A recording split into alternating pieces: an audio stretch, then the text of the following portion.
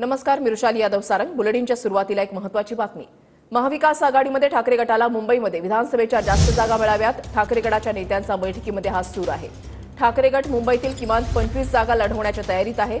मुंबईतील बहुतांश मतदारसंघ आपल्याकडे ठेवण्यास ठाकरे गट आग्रही आहे. 2019 मध्ये शिवसेनेनं 14 जागा जिंकल्या.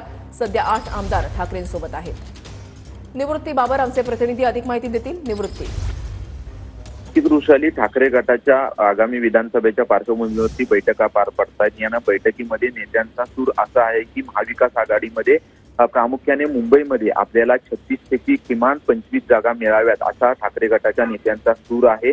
आणि या 25 जागांमध्ये गेल्या विधानसभेमध्ये म्हणजे 2014 मध्ये ठाकरे गटाने ज्या 14 जागा जिंकलेल्या आहेत त्या जागांचा देखील समावेश आहे. त्याचसोबतच आणखी काही जागा आपल्याला मिळाव्यात यासाठी ठाकरे गट जो आहे तो महाविकास आघाडीमध्ये आग्रही असणार आहे.